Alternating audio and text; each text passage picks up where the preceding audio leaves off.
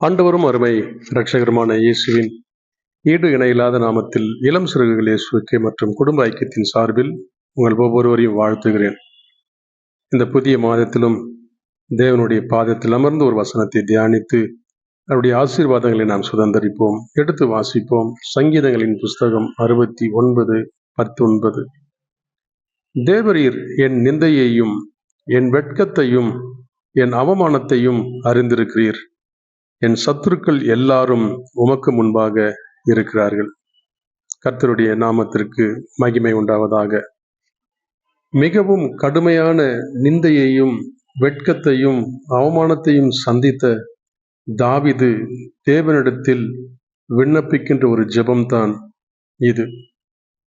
அப்சலோமின் கிளர்ச்சியின் போது ஏற்பட்ட கடுமையான உணர்ச்சியின் வலி மிகுதியினால சமூகத்தால் அவன் தனிமைப்படுத்தப்பட்ட சூழ்நிலையை குறித்து இது நமக்கு விவரித்து காட்டுகிறது.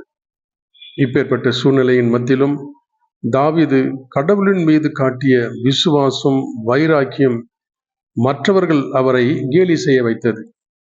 தொடர்ச்சியான நிந்தைகளும் அவமானங்களும் வெட்கங்களும் நம்மை நெருக்குகின்ற பொழுது, மனித ஆறுதல்கள் தோல்வி அடையும் போது, கடவுள் நமக்காக அநியாயமான அந்த நிந்தையை அவர் அணிந்திருக்கிறார் என்பதில் நாம் ஆறுதல் கொண்டோம் என்று சொன்னால், நம்முடைய விசுவாசத்தை, வைராக்கியத்தை அவர் மேல் வைத்து உலகத்தை வெறுத்து கிறிஸ்துவை மகிமைப்படுத்த நமக்கு உதவி செய்கிறதா இருக்கிறது.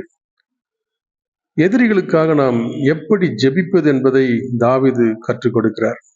நாம் நன்மையே செய்தும் நாம் எடுத்துக்கொள்ளாத ஒன்றை திருப்பி கொடுக்க வேண்டும் என்கிற நிலை வருகின்ற பொழுது சோர்ந்து போகிறோம். இருதயத்திலே மிகவும் வேதனை கொள்ளுகிறோம். செய்யாத ஒன்றுக்காக நாம் பதில் சொல்ல வேண்டிய கட்டாயத்திற்குள் தள்ளப்படுகின்ற பொழுது இந்த உலகம் நம்மை ஏளனமாய் பார்க்கத்தான் செய்யும். மாறாக தேவன் மேல் வைக்கிற அந்த விசுவாசம், அந்த வைராக்கியம் நம்மை அவரிடத்தில மேன்மையுள்ளவனாக மாற்றி காட்டும். கடவுள் தம்முடைய குழந்தைகளுடைய துன்பத்தை ஆழமாக புரிந்து வைத்திருக்கிறார். மாறாக ஒருபொழுதும் அவர் அவர்களை அலட்சியப்படுத்துவதே இல்லை. ஒருவேளை நாம் நம்பியிருக்கிறவர்கள் நம்முடைய கஷ்டமான சூழ்நிலைகள் மத்தியில நமக்காக பரிந்து பேசவும் ஆறுதலாய் சொல்லவும் கூடாத பொழுது, தேவன் நமக்காக இருக்கிறார் என்கின்ற அந்த நம்பிக்கை நம்மை தைரியத்திற்குள்ளாய் நடத்தும். வேதம் சொல்லுகிறது போல ரோமர் 15:3 கிறிஸ்துவும் தமக்கே பிரியமாய் நடவாமல் உம்மை நிந்திக்கிறவர்களுடைய நிந்தைகள் என்மேல் விழுந்தது என்று எழுதியிருக்கிறபடியே நடந்தார்.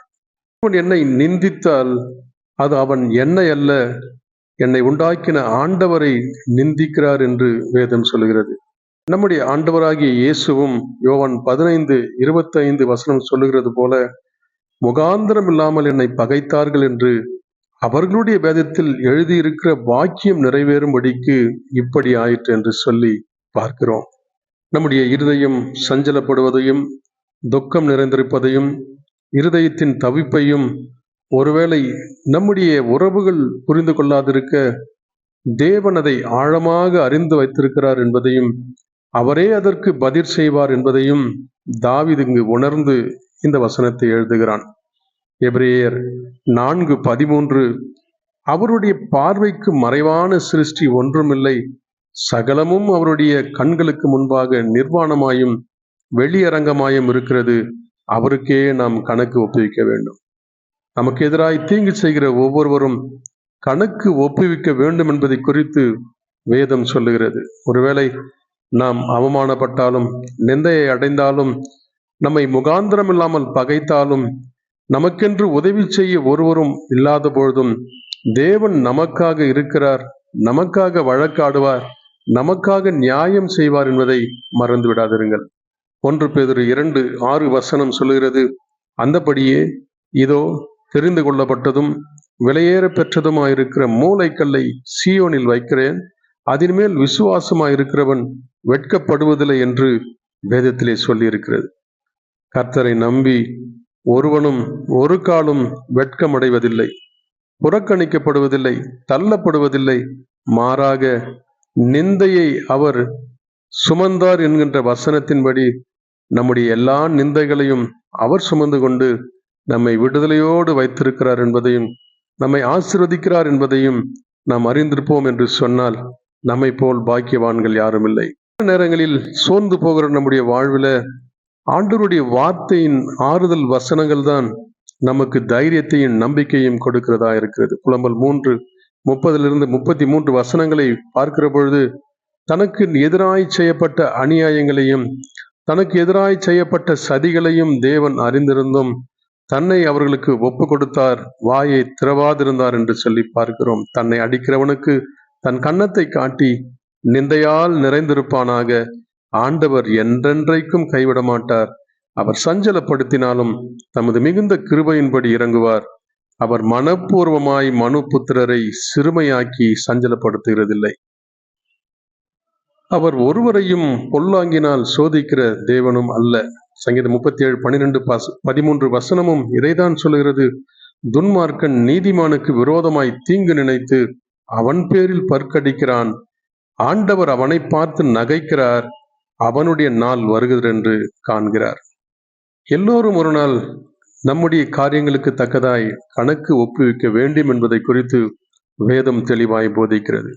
ஒருவேளை நம்முடைய நிந்தைகள், நமக்கு எதிராய் நடத்தப்பட்ட மற்ற காரியங்கள், அவமானங்கள் எல்லாவற்றையும் மாற்றுவதற்கு ஒருவர் உண்டு.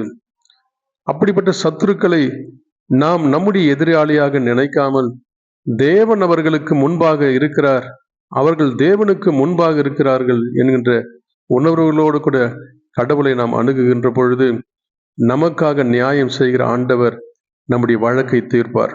உலகத்தினுடைய வெறுப்பு கிறிஸ்துவை மகிமைப்படுத்த நமக்கு உதவுகிறதா இருக்கிறது. நமக்கு ஒருவேளை அவமானம் நேர்ந்து விட்டது என்று எண்ணாமல் ஆண்டவராகிய இயேசுவை துப்பினார்கள், அவருடைய ஆடையை கழட்டினார்கள், அவருடைய முகத்தை மூடினார்கள், சிலுவையை சுமக்க வைத்தார்கள், அவமானப்படுத்தப்பட்டார் என்பதை உணர்ந்தோம் என்று சொன்னால் நமக்கு இது வெறும் சாதாரணமான ஒரு காரியமாய் காணப்படும். எனவே நமக்கு வரும் துன்பங்களிலும் சோதனைகளிலும் அவமானங்களிலும் நிந்தைகளிலும் நமக்கு மாதிரியாயிருக்கிற இயேசுவையே நினைத்து கொள்ளுவோம். அவரே நமக்கு பலன் கொடுக்கிறவராய், நியாயம் செய்கிறவராய், நம்மை உயர்த்துகிறவராய் இருக்கிறார் என்பதை மறந்து விடாதிருங்கள். ஆக செபிப்போம். வாழத் துடிக்கும் மானிடனே, சாகத் துடித்த இயேசுவை பார். வாழத் துடிக்கும் மானிடனே, சாகத் துடித்த இயேசுவை பார். உதிரம் சிந்தி உயிரை கொடுத்த உன்னதர் இயேசுவின் அன்பை பார். உதிரம் சிந்தி உயிரை கொடுத்த உன்னதர் இயேசுவின் அன்பை பார். மனித அன்பு மாறி போகும், மாறாத அன்பு இயேசுவின் அன்பு. மனித அன்பு மாறி போகும், மாறாத அன்பு இயேசுவின் அன்பு. நிலையில்லா இந்த உலகினிலே நிலைத்திருக்கும் இயேசுவின் அன்பு. நிலையில்லா இந்த உலகினிலே நிலைத்திருக்கும் இயேசுவின் அன்பு. நேசிக்கிற அன்பின் நல்ல ஆண்டவரே, உடைய வார்த்தைகளுக்காக நன்றி செலுத்துகிறோம். நீர் கொடுத்த அன்பிற்காக நன்றி செலுத்துகிறோம். எங்களுக்காக சத்துருவுக்கு முன்பாய் நிற்க ஆண்டவரே எங்களையும் நினைத்ததற்காக உமக்கு நன்றி செலுத்துகிறோம். இந்த மாதத்திலும் எங்கள் தேவைகளின் மத்தியில நீர் போதுமானவராக இரும். எங்களுடைய எதிராளிகளுக்கு ஆண்டவரே நீர் நீதியை சரிக்கட்டும். நாங்கள் அல்ல, நீரே எங்களுக்கு முன்பாய் செல்கிறவர். சத்துருக்களை முறியடிக்குது ஆண்டவரே, எங்களை சுகமாய் வாழ பண்ணுகிற தேவன் நீர் மாத்திரமே. எங்கள் பலவீனங்கள் சோர்வுகள் எல்லாவற்றையும் எடுத்து போடும். திவ்ய சுபாவத்தினால் எங்களை நிரப்பி இந்த மாதத்தை எங்களுக்கு நீர் ஆசீர்வதித்து தாரும். இயேசுவின் நாமத்தில் ஜெபிக்கிறேன் நல்ல பிதாவே, ஆமேன்.